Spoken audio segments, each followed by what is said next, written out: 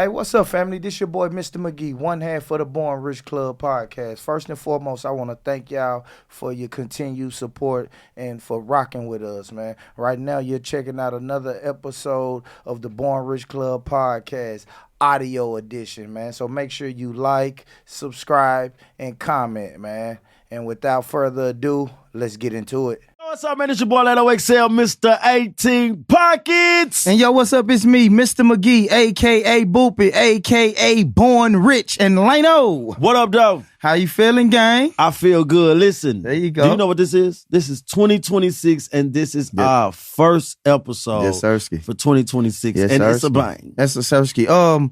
Even speaking of that, Lano, before we get started, man, 2025 was a great year, man, not only for us personally, but us and this platform that we created, bro. Our business, man. We went to the All-Star. We went to the All-Star game for the platform, man. We did, most bro. definitely. And I definitely want to take the time out to appreciate you, bro. Like you one of the reasons that I enjoy doing this every time we do it. You see what I'm saying? I could be saying, hey, I could do this in my house, find a corner in my house and do it, like other people telling me to do it. And I'm like, nah, me and my brother got a foundation of how we gonna do it, and we gonna rock out, man. And I'm proud, and all of your other endeavors, man. Y'all make sure y'all support Lano's point of view, man. I'm just proud of you, bro. I never really get the chance to tell you how proud I am, man. I appreciate that. You just made me cry. Nah, you doing some good shit, bro. So I just wanted to make sure we get that out the way, man. Enough of that mushy shit. Yeah, mushy, man. Came here, how much I owe you? Yeah, let's get to it, man. You came here like it, but I appreciate it though. You know what I'm saying? Listen, man, 4 years of the podcast, and last year was our biggest year, number wise, view wise, guest wise. Celebrities have sit right here where this other celebrity is sitting at right now. Doors been opening. We're getting invited to inside of rooms that without this platform, we wouldn't be getting invited to. Most definitely. And without this platform, Lano's point of view wouldn't, be around hosting gigs, things like that.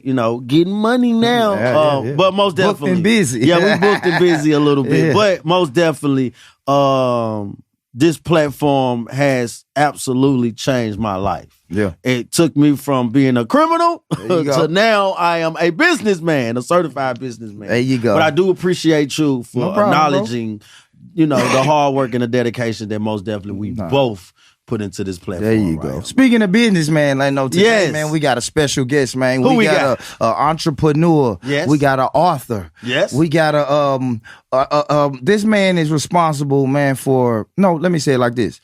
When I think about perseverance and overcoming, this is the man I think about. This man really, is an urban legend in our hood, right? Is, yes. Yeah, man, we're going to get into it, y'all. Man, we're going to get into it, man. Today, man, we got the amazing Chin in the building with us, man. How you feeling, brother? Living the dream. There you go. Are you married? No. So you still a bachelor? I would say a bachelor. I'm not married. I got a daughter. I know you got a daughter. Okay. I just say that because I remember, quick thing about him, right? That's my memories of him is off camera when I was bumping my head, I remember you coming to jails talking, lending out information about halfway houses and getting into barber school and stuff like that. But I also remember one time, because when you incarcerated, you ain't shit to do. You know what I'm saying? I don't know it, but I'm going to take your word for it. Yeah, you've been locked up before. Ain't nothing to do but look at magazines and stuff like that. So I remember going through magazines, because that's not hip-hop magazines. We got every kind of magazine. Okay. Essence, Jet, Ebony. And I remember looking through Ebony magazine, and I see you, Bachelor of the Year. Was it Bachelor of the Year or just a number one bachelor in Nashville? It was an article on people who had overcame, been to prison, and got out and changed their life. Okay.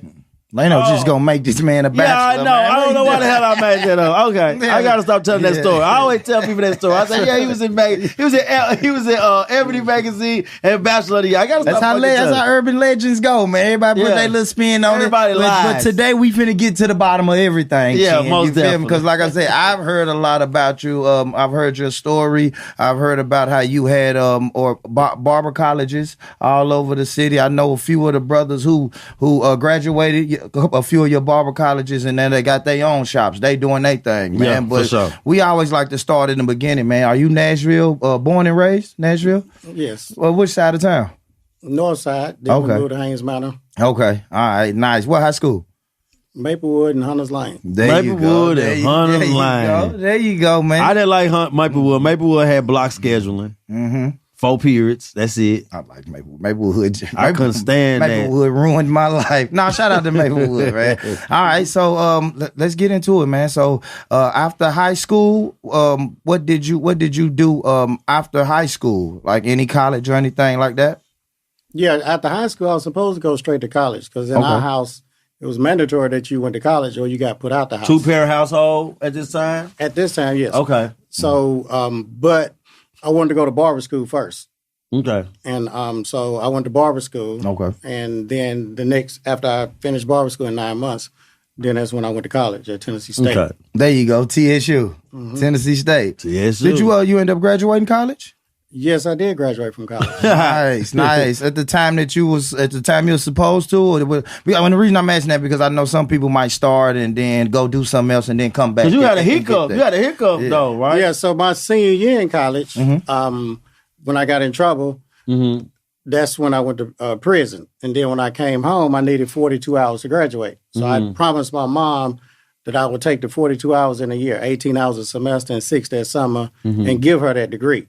So when I got out of prison, November 15th, 1995, I enrolled back at college January at Tennessee State, and then I walked across the stage at the end of the year. 95, you got out in 95. When did you go to prison?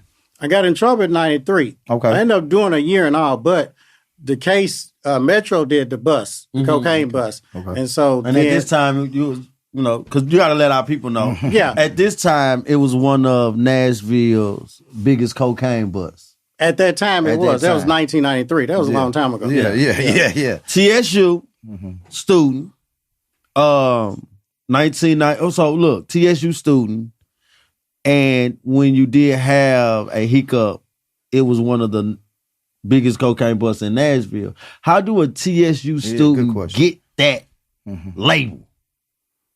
Because in college, man, we broke. We eat noodles. You know what I'm saying? Like, we calling home asking for money and stuff, but you different. So how did this end up happening to you at TSU? I met somebody, Colombian guy, Carlos Francisco Mendita. And he started bringing in kilos of cocaine, and that's how it happened. I mean, right? It's like, where do I go? But his from girlfriend went to school. We went to school together. Okay. And she was from Florida. Okay. Nico was in Miami, and so that's made the connection. I used to cut his hair and stuff, and that's how that connection came. Nice, dude, Joe. I gotta ask you about the family. You know, when I hear a brother say, college was mandatory in my house, then I say, okay, he comes from good stock. He comes from a good family. Did your family ever support your illegal endeavors? Or did they know about it? They didn't know. My mom and stepdad didn't know. So you must not have been you must never been the flashy type guy. No, I don't have no earrings or tattoos or nothing to this day. Yeah, I got you. The reason I'm wondering because, as we know, it was kilos of cocaine that you was busted with. And that's why the Lord never gave me kilos, because I would have had Lexus and Ferraris and Benzes and all type of shit. So that's why I was wondering, how did you keep it so low-key away from your family? Because I went to school, I have 18 hours a semester, and I didn't want to hurt my mama or disappoint my mama. Nor did I was stupid for dealing drugs, but you can be stupider and say, hey, this is what I'm doing. I mean, if you're going to sell cocaine or whatever, why you going to be flashy and do all that? You begging, you asking for the police. Asking for the heat. Yeah, no, that makes sense. It's crazy because I done heard the way you just put it, right? We just recently did Rick Ross, the real Rick Ross, right? We all know his story. But he said the same thing. He says, I live with my mom. I'm getting tons of cocaine, but I didn't flash it. I didn't drive the expensive cars. I didn't have earrings. I didn't have chain. Like, what was your mind? Like, how do you get that mind frame? Well, one, you got to realize I was not brought up like that. You got to realize. True. Okay. My mama graduated from Fisk with a master's degree. My biological dad was Nigerian. He had a doctorate. Okay. And taught at universities. Then my stepdad was a minister with a doctorate. So I went to church every Sunday. I was raised with no ma'am, yes ma'am. Yeah. So I wasn't in that environment. Even in high school and college, where you cutting hair? When did you start I started cutting hair when I graduated from high school. Okay. So, I'm going to go back. Because you say you wasn't in that environment, which is true. But growing up out North Nashville and growing up in Haynes Manor, and when you started having the illegal activities, you knew other rough people, though, that was raised totally different from you, right? Yeah, because I grew up on 18th. Dodge City was right around the corner. I used to be over there and stuff, but I'm talking about in our household. Yeah. That's hard, man. Yeah. I like that right there. I like it. All right. Okay. Well, so you go to prison in 93, get in trouble in 93. You get out of prison in 95. What is Chin thinking right then in 95? Is the goal to November when you come home? Cut hair, graduate college. What's the goal? What is the new and reformed Chin thinking at that moment? Well, the day that I got in trouble, when they got busted and I went out on the run, I knew I wasn't going to do that anymore. Okay. Actually, I hated drug dealers. Okay. But yet I became one. But I despised them. What you hate about drug dealers? Just the way that they acted, the way they treated people, the way they talked down to people, all of that. Yeah, that's crazy. Sidebar. But I became one, but I never looked at myself. Yeah. Like that was me. I didn't look at myself. I know. I didn't. And it's crazy. Sidebar. Like, even when I was dabbling, selling drugs, and then I met Lano, I was like, he don't do it like that. Because I came up with people who treated the customers horrible. And when I met him, I'm like, his customer service is on point. He don't cuss them out or tell them, you better take this and get the fuck out my face. He don't do none of that, man. So that's crazy that you said drug dealers. You always looked at drug dealers like that, like a piece of shit in so many words, man. Dang, that's just crazy to me though, Chin. All right, so you said you get out of jail, right? You knew you weren't gonna do it no more. College was the first goal. You knocked that out. Yeah, but see, when I got in trouble, I didn't get caught with anything. Somebody else got caught with all that. Metro did the bust. Okay. It was not a Fed case at the time. Then the Feds took the case from Metro, and then that's when everybody in Nashville got scared. All the big people that was buying keys or whatever, but I didn't tell on anybody. They know that. All the guys here, a lot of them. No, we all know that. Around now, so I never heard that on your name. Yeah, we never heard that. We know that. Yeah, but some people, young people, all the older people don't. Because see, I'll be 55 this year, so I'm a lot older than y'all. Yeah. Well, you whoa. You ain't a lot older than me, man. I'm 52, man. Okay. Nah, I ain't 52. I'm 43. Nah, you right. Well, yeah. You years older than us. That's crazy. You cleared that up because that's the hot topic. Yeah. You know what I'm saying? That a nigga is quick to say you snitched if you, and then you saying you got caught when you only did a year. I didn't get caught with anything. And the way when Metro did the bust and all that, if the feds would have did the bust, I would have got the 30 years to life or whatever. But when I went to court, they sent me to a federal boot camp, okay, where they select 200 people a year out of over 100,000. So at that federal boot camp, it was doctors, lawyers, presidents of banks, computer hackers, insider traders. It wasn't drug dealers there. Okay. And most of the 99% of the people there were Caucasian. Okay, so these guys had been to Harvard, Yale, Princeton, places like that. You know, what they call us blue collar. They were crime? white collar criminals. Okay. Yeah. So now I'm around these people talking about Napoleon Hill, Cornelius Vanderbilt, Bob Proctor, Wallace Waddles, all of these gurus, you know, and with me listening to them and talking to them, when I came home, I had a mindset of like a 50-year-old. I was never a barber. Okay. I just went to barber school because one of my old friends that went to barber school, whatever, that was a year older than me, but I was never a barber and it was never going to be a barber, although I cut hair and all that. But I'm thinking, okay, I'm in there. What am I going to do when I get out? I have no money, no job, no driver's license, bad credit, no credit. I get released November 15th, 1995, 28-hour bus ride home from Lewisburg, Pennsylvania. Okay. When I touched down in Nashville, one person was there to see me. Who was that? My mama. Your mom, yeah. Okay? I cut everybody off. So you cut everybody out while you was already inside? I cut them off before I left and when I came home. Yeah. Everybody was cut off. Okay. You know, I got back in church.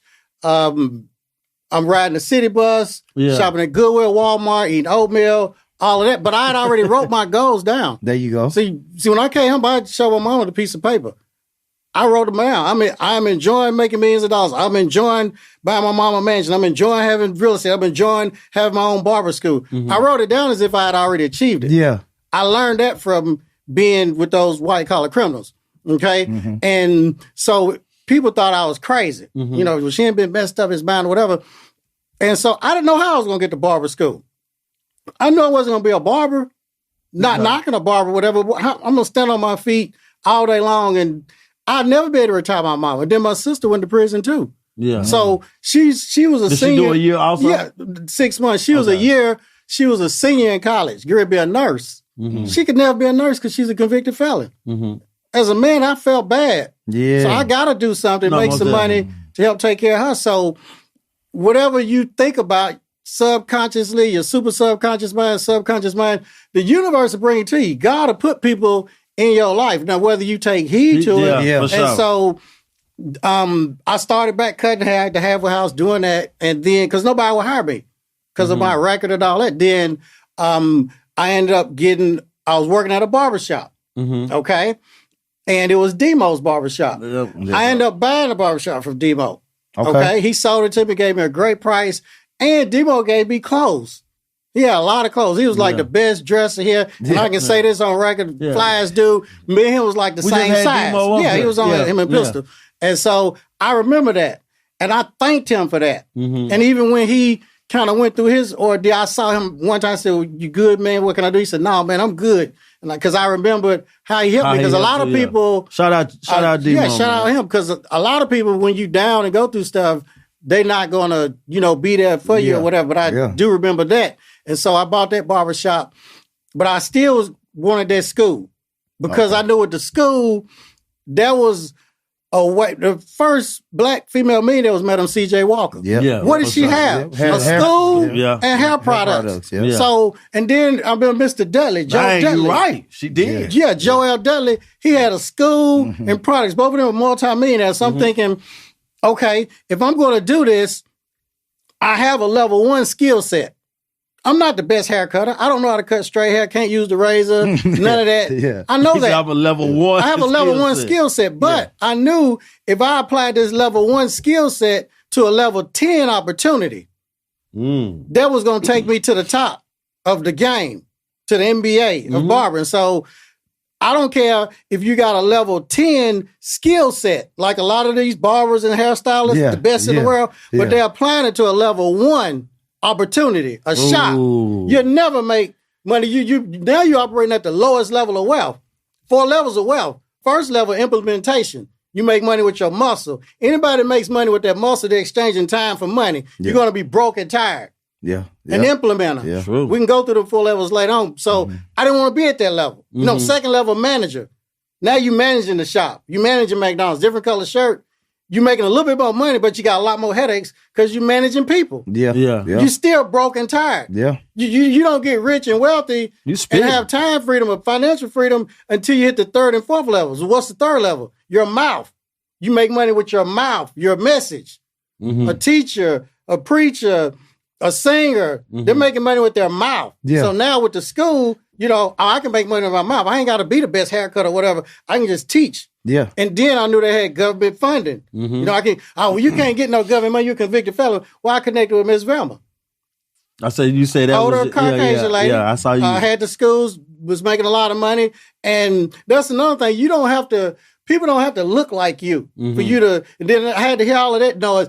You with the white woman. This white woman, you're a coon. And that's another thing. God gave you 2 ears, so stuff going one end out the other. So you can't listen to them. You got your circle. You need to be the brokest person and the dumbest person in your circle. If you're not, you're in the wrong circle. So I got Miss Velma and followed the blueprint. I didn't have to know nothing. Just copy and paste. That's how I got the school open. And then I got approved through the state board and all that. She knew the rules and regulations. And then I had all the paperwork, policies, and procedures. The second year, I knew that I could get government funding. Okay. If I could just last. So I had a whole raggedy building in Clarkson Highway. Yeah. When I opened 1998, May 28, 1998, I had 0 students. Yeah, I saw that. In the physical. Yeah. But I had 100 in the spiritual. Every day when I go in that school, 0 physical students, I get on my knees and thank God for 100 students. So you got to preach rain in the drought. There you go. And then I finally got 1 student. Yeah. My first graduate, Wakey's Hereford. He got a school on Jefferson. Okay. Dang, okay. And so now I'm praying, thanking God for 200 students. So long story short, I ended up getting accredited, getting all the government funding. So everybody that came, the government was paying me. I'm on federal parole. Yeah. At this time. So at this time you're on federal parole while you're making your other, while you're making your goals and your dreams a reality, you're still on federal parole. I'm on federal parole. See, when I came home, I didn't have anything. People think I had drug money and all that stuff. Yeah. No. I would have thought that, Walmart, took sack lunches to work, ate oatmeal. I did all of that. Yeah. Lived at the halfway house, then moved back home with my mama. Then she let me drive a Camry with 200,000 miles. Yeah. I sacrificed. And then when I opened that school, I only had probably 20 to 30,000 that I had saved. I had a beaver place before that. And then I put all of that in there. And everywhere I went to rent a building to lease it, they told me no. Because they checked my record. Yeah, yeah. He's a convicted felon. Yeah. Then my credit was bad, you know, because I went to prison. And so finally, no means not right now. So finally, that's all that means. Mr. Kirk over at, Jim Crossman, he had the building at that time. He let me rent that building, roof leaking, just everything. I got it open. Yeah.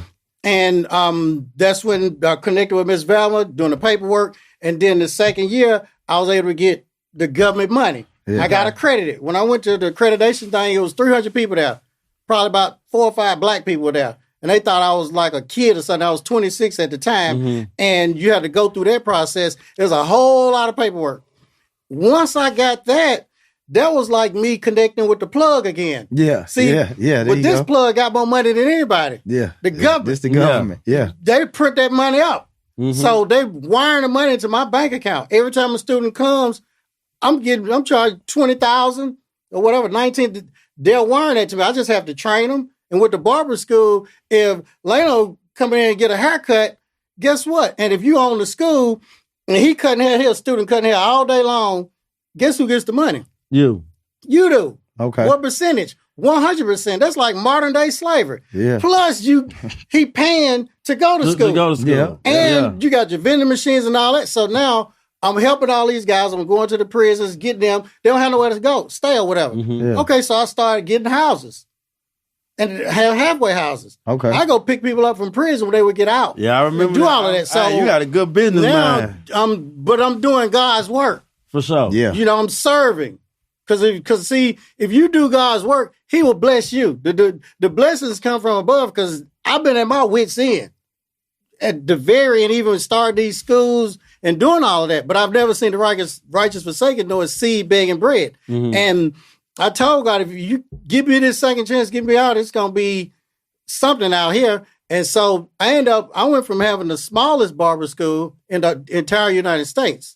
Oh, wow. The smallest barber school. I seen a picture where you to the biggest barber school in the United States. See, God said the first shall be last, the last shall be first. So you started with 0 people. With 0 students. I ended up having over 200 students at one location. Remember I used to call the rain down? Yeah. He this did on it. Clarksville Highway, right? No. That was the smallest one. Okay. Then I had it in West Nashville. On Annex. Off of Charlotte. Yeah. Okay. That was I remember that. That was the biggest one. 200 students, and you said every student they'll pay you 20,000. 19.5. And the only reason I went up to 19.5 was because I was listening to Jesus, Mr. 17.5 or whatever. And I just changed it on the enrollment agreement. 19.5. You just thinking that like I'm legit, right? But I'm listening to this type of music. They got that trap in me. And you know what, man? I'm 19.5 a student. So each kid coming is a kilo. 19.5. Like, each kid was a key. Was a brick. Each student walk through this door is a kilo. I'm over 200 bricks a year now. Yeah. You know. Now, as far as paying it forward, did you have any people that you like took up under your wing and like? Yeah, I mean, I taught everything that I knew. Yeah. Okay. Yeah. You know, so you didn't hold back. Yeah, they wasn't just learning barber. I'm lead them to God, teach them about real estate, business, credit, everything. Yeah. It wasn't just one dude went homeless. I let him stay at the school. People getting their lights cut off, water. I mean, you know, our race, a lot of them don't have insurance when somebody die, paid for a lot of funerals. I mean, I did a lot of stuff that I don't talk about. Yeah. Nah, that's dope. That's what's up, man. That's dope. So it's very humble. Very humble guy right there. When you say when people that coming into your school just fall on hard times, that you extend your hand. And these are things that don't get talked about. You know what I'm saying? Like, it's not good that we don't talk about it, but it's good also. Because I think when you do talk about stuff like that, they'll try to say you arrogant. They'll try to say you're this and that. But sometimes, like, just hearing your story and letting people know, because like we just making a joke, people 19,000, but you also saying, nah, man, hold on. A lot of that money went back into the community. Yeah. And I appreciate when you said you never just wanted to be a barber. Yeah. So you not just looking at the students in your class or in your school as just barbers. You know what I mean? It's like I want to create other entrepreneurs. I want to create other bosses. They will graduate and go open their own shop. Yeah. For a while they were saying that I was a cult. I was a cult leader down there, and I was gassing them up because they learning. I'm having them read Think and Grow Rich by Napoleon Hill, Rich Dad, Poor Dad, Who Moved My Cheese, all of these books, the Richest Man in Babylon. Yeah. So their mindset when they left was not to go work in a shop. Yeah. They telling people, I'm going to get my own shop. But society has programmed us, well, you got to go have experience. You got to work here. Yeah. I didn't know. I never ran a school. I never worked at a school. I couldn't even teach, didn't know any of that. But I connected with Miss Vamba, a mentor. Yeah, she had 30 years experience. So that made me have 30 years experience. Did you ever have multiple schools running at the same time? Absolutely. At the height, how many Here number of I had schools? 4 schools. Okay. In Nashville. You ever branch out? Because you said here in Nashville, did you ever branch out to other places? The way that I branched out, when I had the schools 20 years. Okay. Because I said I was going to work till I was 40 and then retire, but I didn't because my schools, they were ministries, they were churches, they was my ministries. And sounded then like a coach. I said, what I want to do, I want other people around the United States to be able to do what I'm doing. So the only person that was doing that was Paul Mitchell. Okay. But he was charging $1 million for the franchise. Yeah. So the only thing I did was really the same thing he did, but it was $1 million. So we got over 2,000 school owners nationwide. So it's a bunch of people like me who have their own schools. If you go to my YouTube, Millionaire Barber, you see all these people that have schools that I interview and they talk about it on social media and all that, because the goal is not to just own a shop or have a salon suite. No, get a school. Then you can get it accredited. The government has unlimited amounts of money. Yeah. Unlimited. I mean, they wiring $200,000, $300,000, $400,000 each month. And even when I was on federal parole, I had to go see my PO at the federal building on Broadway downtown. Yeah. After they don't wire me $100,000 in government money. Here I am on federal parole, and you're wiring me federal funds, and I have to show my paperwork. Yeah. Well, you can't get financial. Yes, I didn't go to prison for embezzlement or money laundering. Yeah. So that was the law, you know. Yeah. Even with financial aid, they was telling a lot of the young black guys, well, you can't get financial aid because you're a convicted felon. Well, the FAFSA, financial aid paperwork says, have you ever been convicted of a felony while receiving financial aid? Have you ever been convicted of a drug felony while receiving financial aid? Did you catch that? Yeah. Most dudes that was selling cocaine or whatever, they weren't getting financial aid. Fact. Yeah. So you qualify. So you qualify, most definitely. That's fire. Damn. That's fire. The way you put it like that. Nah, that's fire. So, man, all right, so you coming up, you got the schools popping. I heard you say you only did, I'm going to say did 20 years. You sold your schools after 20 years? I closed them, and then I started doing the online stuff because I noticed the shift Yeah, the game was changing. Yeah, the world. See, disruption happens. You know, the Henry Ford, the car disrupted the horse.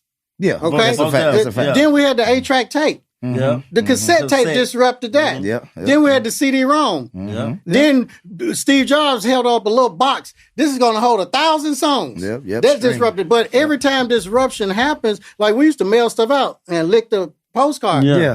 Email disrupted that. So when everything you said, music, we used to have CDs and all of that.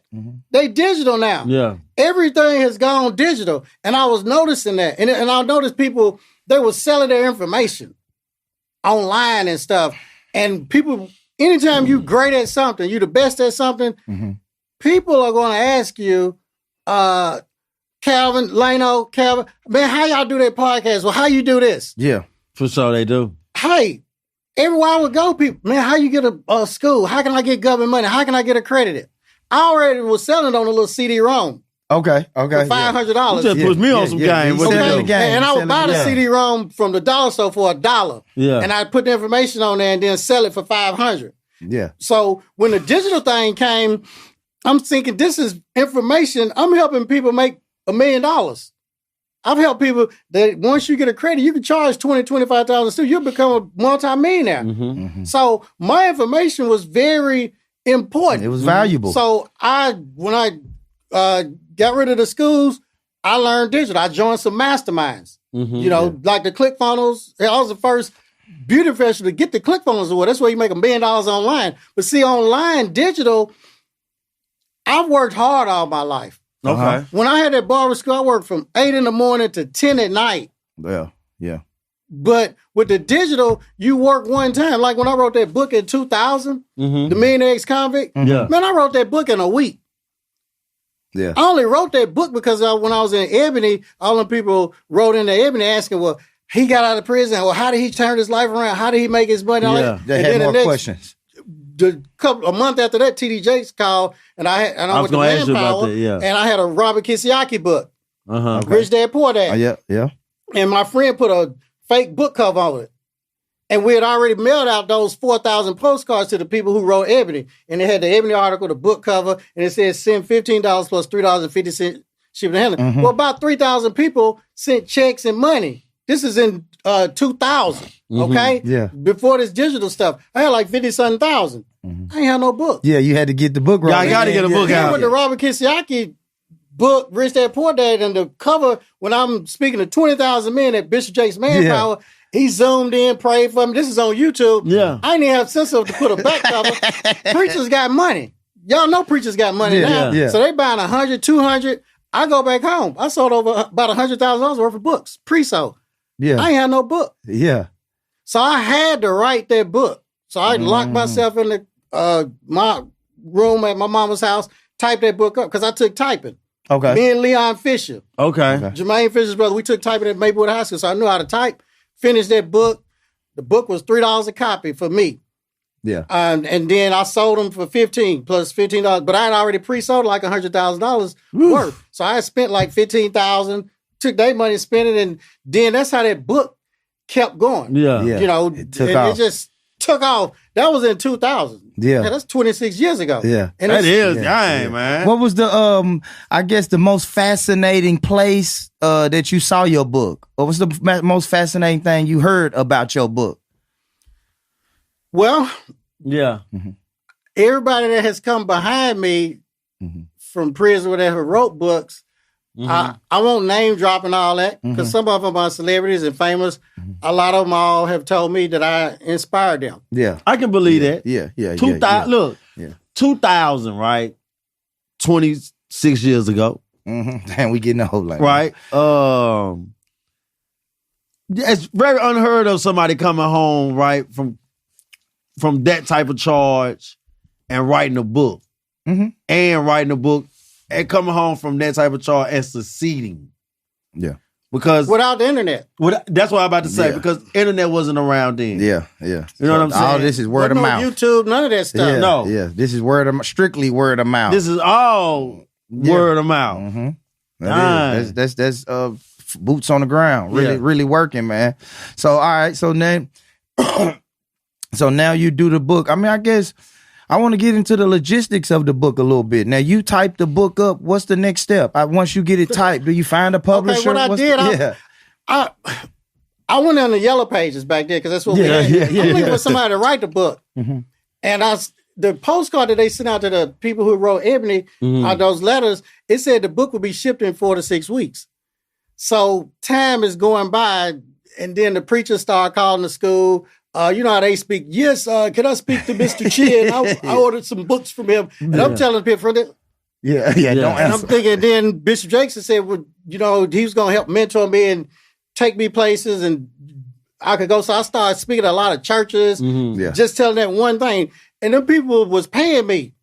Sometimes I get $10,000 for a little 30-minute speech. I'm thinking, dang, this is crazy. So I had to finish that book. And I typed it up because I had another book and used it as a guide. I didn't plagiarize it. He had 3 brothers and 2 sisters. I had 1 brother and 1 sister. He dedicated his to his mama. I dedicated mine. He had a 1-800 number. Said he did speaking engagements. I got me a 1-800 number. He sold heroin. I sold cocaine. You know, so I just told my story from my point of view. But you had a guideline. I put a hook to it to hook the guys in like us. But then I switched, a bait switch with God, because that's the main thing I want them. So, I didn't even do the spell check. That's how stupid I was, man. I could have just hit one button and do a spell check. But I sent that down to Naples, Florida, to their printing place, and they said, we're going to send you one back because you got to proofread it. My time was up. Preachers calling and people wanting their books and stuff. I said, you need to send me all them books, 10,000, 5,000, however many I ordered. And they said, no, you got to proofread it. And I said, you need to put the owner on the phone right now. And he said, are you crazy? He said, okay, I'm going to fax you, because back then we had fax machines. He said, I'm going to fax you this document. When you sign it, that's it, brother. He's faxed it. I signed it. Them books came a couple of days later. Me and my sister, we shipped them out. And from then on, I mean, you got to realize, if you got 5,000 books and they $3 each, that's 15,000. Okay, that you done spent. You selling them for $15, $3.50. And you got 100,000 already in pre-sale. Yes, $100,000 worth. But then it just took off like wildfire, because see, it's 1 million people in prison. And almost everybody got somebody on dope or done been to prison, because that crack era was big back then. So that right there, when they saw me in Ebony, they thought I had some secret. I didn't have no secret. I told them the 3 things what they asked me in Ebony. If you could tell the world, what would you tell them? Put God first, listen to your mama, and never give up. I just didn't sell no more cocaine. And it got back into the church with God. For sure. Nah, that was dope, man. So these books go out. You said the spelling is wrong in the books. And then how did you realize the spelling was wrong? Did you get a call? Because this lady, she was a school teacher. She had 2 sons in prison. And I spoke at their church. And that was another thing. Every time I would speak, they'd buy all the books. So I was making money like that, too. You're getting paid for the speaking engagements, and you're up there promoting your book. And even if they didn't have money to pay me, if they just want me to talk, I would just do it, because I'm on fire for God. What he done done for me. It wasn't about the money. And so she said, well, baby, I love your book, but this right here, she wanted to retype it for me.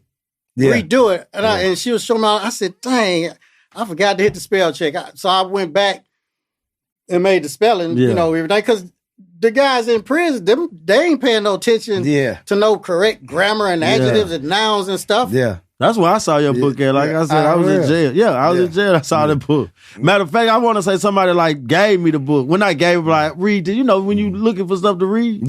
You was doing speaking engagements in jail and prisons also? I would go to prisons. I was traveling to all the prisons, going to a lot of churches, because you got to realize, 2000, I was in the Ebony magazine. That's like the biggest thing a black person could do. It was a full page with my mug shot and me sitting on my mom's Cadillac in my church suit. So that looked like it was your Cadillac. It was. But I'm saying, I'm saying when you looking at your story, right? Because people gonna say, getting caught with that amount, not getting caught, but having that label on you, you came home to millions of dollars still. You know what I'm saying? We see you in a nice suit. When you have cell phone up to your ear or something? Probably did. And then you had the new Cadillac. At those times, I'm thinking, He's still doing something like that. Man, he's still balling, man. You know what I'm saying? See, a lot of guys came to my school, Wakey, Terrell, all them came, because they thought that I was still plugged. I didn't know that till later on, but I'm talking about God and church and this and that. And finally they said, he's real, you know. That's this time Big Meech moving, man. You moving. Crazy. All right, so all right, now you get the books out. Your books is popping. Then so after the books, you said this is 2000. In 2000, because that's the evening I spoke at Manpower, TD Jakes. 20,000 people. Yeah, and I know you said you end up closing the shops. And when was it? Like 2018? The schools, 2018. I mean, the schools. My bad. And then that's when I went all digital, because I said, you know what? I'm going to take what's in my brain, what I know, because we're all expert at something. And I'm going to start marketing on YouTube. That's when social media and everything had already came. So I'm thinking, let me learn this Instagram and all that. And when I joined those masterminds, because with the masterminds, it wouldn't be nobody that looked like us. Wasn't no blacks there. A lot of the masterminds, I'd be the only black person there. I remember joining Coach Burke, Michael Burke. He live out in Franklin now. I think he got a jet. But back then, he didn't have any of that. And I had paid him quite a bit of money and joined this program, but I didn't mind investing in myself to learn. Sure. That's when he talked about specialize. See, you got to be a specialist. The specialists make the most money. You know, if you're going to be a barber, well, specialize in beards. On social media. Because now if you're the beard guy, Rick Ross, everybody's going to come for that beard. See, the people that make the most money, even doctors, a specialist, a kidney doctor, or whatever. So my main thing was, I'm a good doctor, but I specialize in this. So that's how you separate yourself from the pack. And then the world looks at you like me. I'm Millionaire Barber. That's the dude that teach people how to open schools. If anybody want to open up a school, they know it's me. I got NDAs with certain people, celebrities, all type of people who have money, NBA players, NFL.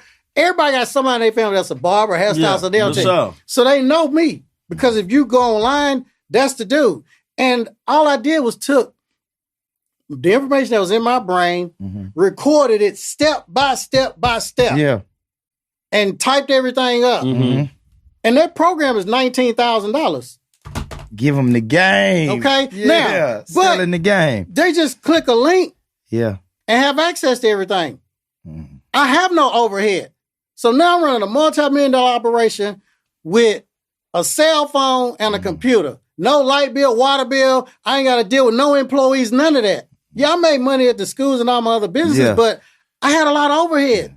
With the digital stuff, there was no overhead. So I pivoted to that, you know, because of what I told y'all, disruption. And then 2020 came. Yeah, let's get into it. See, when 2020 came, the pandemic, everybody had to sit down. I was already sitting at home. You know, from 2018, when I got rid of the schools, I was just sitting at home with my mama. You know, so I was already used to being in the house, but it was killing everybody else. But I was in the house behind my computers and stuff, and I was already online doing Zooms and stuff in the beauty industry, but people thought he's crazy because no beauty professional was doing that. So that's when I started studying Bitcoin, the crypto. Read the white paper, did all that, and that's when I noticed it was a pattern. In 2012, Bitcoin was $100. Okay, the average price was $100. The average price, okay. Every 4 years, the amount of Bitcoin being produced is cut in half. Okay. Does that make sense? Yeah, you saying the production of it. The production. So in 2016, guess how much Bitcoin was? $1,000. So it went from 100 to 1,000. It 10x. Okay? Now, 2020, 4 years later, every presidential election, just to break it down, that's when the Bitcoin halving has. 2020, guess how much the average price of Bitcoin was? How much? 10,000.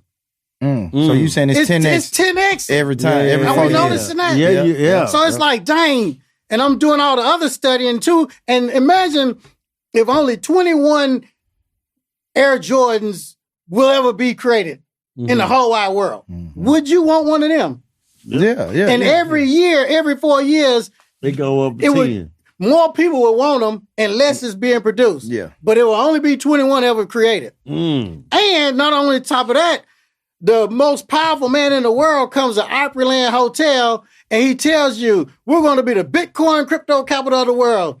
And you're going to be very happy. Buy Bitcoin. He's telling you what to buy. And you notice that Elon Musk, all of the rich people, the people in Dubai, Abu Dhabi, buying all this stuff. Yeah. This one thing. And you have the opportunity to get you a piece. You don't have to buy a whole key. A whole key is a Bitcoin. Yeah. Or I can't afford a key. Well, get you a gram. Get your 8-ball. Get you a 16. Get you a little piece. Yeah. So that's what I'm noticing. So I'm telling all my partners, because they in real estate too and doing all that, man, you need to sell all your houses. This right here is better than real estate. Yeah. But they haven't done the studying. So once you done the studying, because I remember off camera, you was like, at first you was looking at it as a scam. Exactly. I sure did. I thought it was a scam, risky, just like everybody else. So I understand people that set that mind frame because I was there. But they haven't done their research. We quick to say something and we have not done our research. That's a fact. And that's what I was going to ask you. So what do you say to a person like Leno? But what I do, the same thing I do. I tell them, do your research.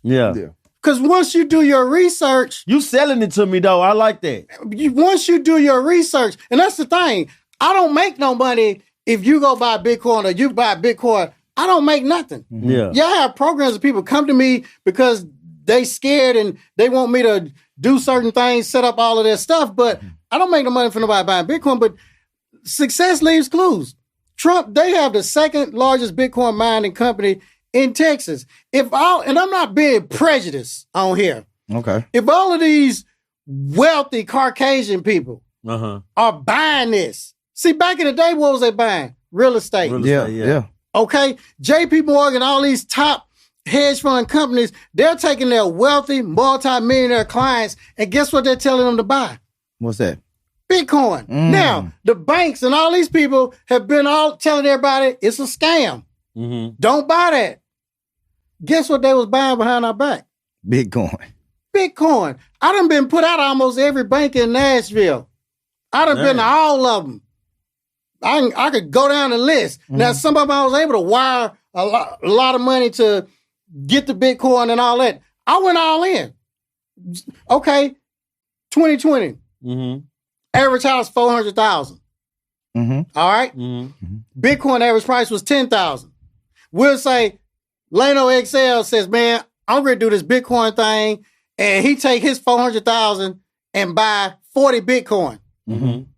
Calvin, Mr. McGee, man, I'm doing this real estate, man. Man, you crazy. I'm sticking with this. Yeah. Because that's what he's comfortable. And all his homeboys, they build the 2 houses on one lot and do all that. I get that. I've been there. Okay. I've been there. So I understand that. They're not there. But now, today, do you know how much one Bitcoin is? How much? Today, right now, as we stand, is 90,000. Okay. How many did he get? He had 40. He got 40. 40 times 90,000 is what? 3.6 million. Some with a 3.6. Okay. Now, how much work did he do? None. You still out here trying to flip houses. Headaches. 2-on-1 codes, permits, and real estate crazy now. And then just taking you a while to buy it. Now, you ain't 10x your money, but not only that, Bitcoin is the most valuable asset in the world. When he bought them 40 Bitcoins, guess what he did? Since he's in our Apex Alpha group, he knows how to borrow against that with no credit check and no paperwork. Ain't no paperwork, ain't no credit check for Bitcoin when you borrow. So now, Leno, he borrowed another $200,000, and guess what he did with the $200,000? What, got back in the real estate? Bought more work. Bought more work, more Bitcoin. More Bitcoin. He bought him 20 more, so now he got 60. 6 times 9 is what? 54. Now we got 5.4 million. Now, anytime he needs some money, guess what he do? I go and borrow. He go and borrow some cash, borrow from it. Now, when you get a loan, guess what? Do you pay tax on the loan? No, you don't pay tax on the loan. It's just like when you buy real estate, you pull equity out, you don't buy. Capital gains on the crypto? No. So he thinking about. He like, so even a person that's got 401k, equity in their house. Most people got equity, but in our mindset, the goal is to what? Pay our house out. What if you took $100,000 out and it bought the Bitcoin? Well, now I got a mortgage. Well, you borrow from the Bitcoin, pay that mortgage up for the year, and pay all your bills, and now you're retired. Well, what about if you got to pay the loan back? You never pay the loan back. You lose money if you pay the loan back on the Bitcoin. Because of the Bitcoin CAGR, the compound annual growth rate, that's going to go up higher. See, if you borrow $100,000 at 10%, because of the rule of 72, 10 divided by 72, that's when the loan would double, 7.2 years. That's when that 100,000 would double. Well, if you put it in Bitcoin, it's done 10x before the 7.2 years. Yeah. So now you done paid that back. So now you never work. Now, if it keeps going in this pattern, see, now more and more people are becoming familiar with Bitcoin, aren't they? Yeah, for sure. Yeah. It's not the boogeyman like it was when I first heard. And the production is going lower and lower. Remember the halving? So they still cut. But more and more people, remember every 4 years it cuts because of production, but more and more people are wanting it. Now the big institutions, BlackRock and all them buying $1 billion worth, $500 million worth. Now guess what? The banks are into it. Now guess what? The mortgage companies, it's an asset now, just like a house. Yeah. Okay. Now some restaurants are taking it. See, the United States just represents 4% of the world. Yeah. It's a whole nother 96%. Where some countries, all they want is Bitcoin. And every time, see, you don't understand the history of the U.S. dollar. You have to go back and study that. The Federal Reserve, do you know what the Federal Reserve is? That's not the government. No. That's some individuals. That's some men. And every time we get loan money, guess what they do? They print up more money. Yeah. See, money used to be backed by gold. In 1933, you know what Franklin D. Roosevelt did? He made everybody turn their gold in. Gave them $20 an ounce. If you didn't turn your gold in, guess what? You went to prison. Shout out to him, and then when everybody turned their gold in, guess what they did? What's that? They pimped them. They put the price of gold at $35 an ounce. They gave you 20 and you done turned it all in and raised it to 35. Yeah. And so for every dollar that was printed, they had to have $40 worth, 40 cents worth of gold to back that. But in 1971, 55 years ago, guess what happened? Gold was not backed in the dollar no more. Now, the U.S. dollar they just printed and it ain't backed by nothing. If you go to the gas station right now with $1 and you send your child in or your daughter to play basketball, you send her to buy, so what can she buy? Nothing. You know why? Why? Because the dollar's been debased. It's been devalued. Yeah. Not the inflation and all that. No. See, things that keep us dead, that value goes down. Products that keep us dead. Yeah, I got you. A big flat screen TV, how much does that cost now? About $200-300. Thank you. Well, why is it that food costs so much? Yeah. See, is it? See, these are things people never thought about. Yeah. But that flat screen TV, what food shouldn't cost that much. Now you don't need no slaves out there doing all this. You got machines that'll do the work of 10,000 people. That's crazy. I wonder. And then the food, it ain't even real. So why should it cost so much? Yeah. So even in 1971, when it wasn't backed by that, guess what? Everybody's buying oil from the Saudis. Yep. Okay? Yep. All the countries buying oil from the Saudis. Yep. But you know what the United States did? Hey, make China, Russia, Germany, make them use U.S. dollars only to buy your oil. We're going to give you protection. We're going to give you full immunity. Have you ever seen one of them locked up over here? No, you haven't. Have you ever seen one of them in trouble? No. Have you ever seen the powers that be bombing them or doing anything with them, messing with them? No, you have not. They have full immunity. So now, and they have all of that money. Okay? Because the United States said we'll protect you for all that. So now, that's what happened with that. But China, Russia, all these people, we almost $40 trillion in debt. Okay, you get a credit card and you run that up. Then you get another credit card to pay them bills and run that up. Yeah. Then another credit card. That's what the United States has been doing. Mm-hmm. Every time they print up more money, like they did in 2020 and all that, everybody had money or whatever, the money's devalued. And Bitcoin is more valuable. Just because Bitcoin is $90,000 right now, that's the price of it. That's not the value. For just one. Do you know how much one cost when it first came out? A penny. Okay? Now, people are going to always tell you, well, I don't believe in that or whatever. Okay, just like Mr. Muhammad that had the taxi service. Hey, Mr. Muhammad, there's going to be a business, and it's called Uber, and anybody be able to drive the car. Oh, so you mean to tell me my wife at 2 a.m. go get in the car with Lano XL, and she don't even know him, and expect her to take him home? Yes. Guess what happened to his taxi company, his $1 million taxi company? Out of business. Yep. Hey, they're going to have some food where they're going to drop it off at your door. Oh, you mean to tell me they're going to drop this juice off and some food, and you think I'm going to drink it and eat that? Yeah. Well, there's a car coming, and it'll self-drive itself, and you won't have to. So you mean to tell me I can take a nap back there and go to sleep, and it's going to drive me and drive better than a human? Yes. Yeah. It's happened way more. So when people, this disruption, now when the robots, they already built the robots. I was in a hospital, y'all, and I'm walking, and I won't never forget this. It just happened to me recently. A robot is going through the hallway. His name is Lloyd. And guess what he was doing? What was it? Dropping out food from the cafeteria, going to the destination. Yeah. Blew my mind. Yeah. Right? The food was in like a little thing, and when it get to the reception woman, she opened it, took it, and then he just turned around. Go to the next spot. I'm like, ain't no way this is true.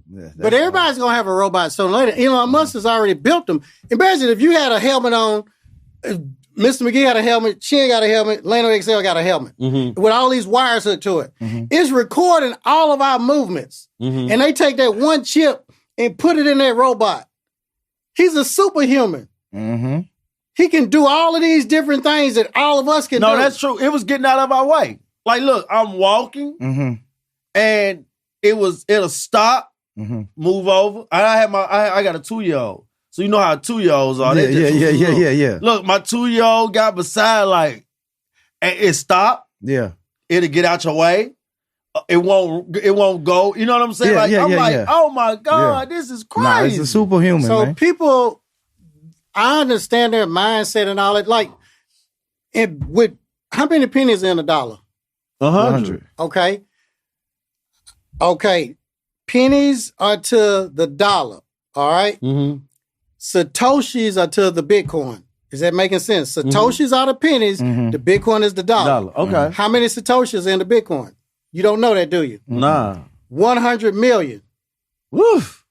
One day, we'll probably be gone, but our kids, one day a Satoshi's going to be worth $1. See, that's why they stocking up on all this. Before we gone, one Bitcoin will be 10 million or $15 million. And the thing about it, you never, ever have to sell it. Because when you need some money, guess what you do? Just borrow. You just borrow against it. So people doing the real estate, doing all of this other stuff, if they don't get them a little piece, they're going to be sorry. So, although I went all in and mortgaged my house, and that's because I understand it. Yeah. You did the research. You put the work in. I put the work in, but I didn't have to put the work in. Yeah. See, you don't have to put the work in on this earth. All you have to do is find an expert and copy off them. People say, well, you put the work in with the school. Well, technically, I've got the blueprint from Miss Velma, and she worked everything, and I just copied everything. Well, you put the work in on the Bitcoin. Yeah, I did, but technically, I paid some guys. One of my coaches on the crypto, I've never seen this guy. Okay. I meet with him once a week on Zoom, have never seen him. So if you pay an expert, you don't have to study for no test. Why I got to study for a test? All I got to do is pay you and cheat off of you. In school, they train us and brainwash us not to partner. Yeah. If you partner, you're cheating. Yeah. See, Solomon, the wisest man in the Bible, he partnered with King Pharaoh. It's all about who you partner with. You know, everybody say, well, cheating is it? No, I just partner with the best people. I find the best person in that field. I pay them or whatever and partner. And cheat on Get the information. Yeah, that's dope. That's simple. Nah, that's dope, man. That's dope, Jen. You know, we could do this all day, man. This shit is dope, man. But good shit, man. Before we wrap it up, though, Jen, I gotta ask, man, that the icing on the cake, man. You got a real good, resilient story and the whole nine, man. But I never hear you speak of a Mrs. Chen, man. What are you doing? You dating? You single? What's going on with you? But my number one priority is my daughter because I'm 54. I just had my first child. Okay, that's me. Late bloomer like Lane. I'm a late bloomer too, man. Yeah. I'm 43. My son, I just told you my son's 2. That is my so that's who I'm married. That's my number one priority, and that's been the best thing. Man, don't give us that politically correct. Listen, no, I ain't giving you politically correct. Is it any women? Is it any women in your life? Yeah, I dated. Yeah. Okay. Yeah. That's what we're saying. Okay. You better clean it up. She watching. Of course, she watching. Yeah. All right. I know. Hey, he don't sound too sure. Yeah, I don't know what you sound, man. Nah, shout out to you, brother, man. That's dope, man. We'll let you this time, bro. You can tell the people how they can get in touch with you, follow you, or support anything you got going on, man. Good shit, man. Everything is Millionaire Barber. That's it. Yeah. On Facebook, Instagram, YouTube, millionairebarber.com, TikTok, it's Millionaire Barber. Yeah. Y'all go support, man. And you already know how I'm gonna get to this, man. I'm gonna end it just like this, man. Listen, fight over your perseverance, invest in yourself. Yeah. You don't have to automatically be the first to know how to do something. It's okay to copy and paste. It's okay to follow a blueprint, right? Follow your blueprint. Follow a blueprint. You can add it, tweak it, whatever you want to do. But to succeed doesn't mean that you guys to do it first. You know what I'm saying? Listen, congratulations. I want to tell you something, man. You have been somebody I have read about, somebody that I have tried to always just follow. Me and my brother here, we have talked about you all the time. Even when I want to say it's been a minute since we tried to get you on this show. I probably got DMs of 3 years ago reaching out to the brother. I think you would reach out to us until we got bigger. But hey, man. I didn't see it. No, I don't know. But I do want to say appreciate it. We appreciate you 100%, bro. We love your story. We love how you overcame. And we also just love the business mind of what you look. You got me thinking now. You know what I'm saying? Now I don't think it's a scam. Disruption is good. That's what I took from this conversation. Disruption. That's the title of the show. Yeah, because disruption is good. Don't fight it. That's what I noticed about your story. You never fought against disruption. You evolved. Yeah. You evolved with it. You know what I mean? Because we all can get stuck in our ways and be like, yeah, I ain't doing that Bitcoin thing. That shit feel like a scam. But you like, hold on, let me check it out and see what's up, man. So, man, dope story, bro. Man, learned a lot, homie. And you already know how I'm going to end this thing. Listen. Let's get it. Great conversation. I got 2 things, though, man. Get money, stay true. Stay true, get money. Man, listen up, people. If nobody told you today that they love you, let me be the very first person to tell you that I love you, I love you, I love you, man. Peace.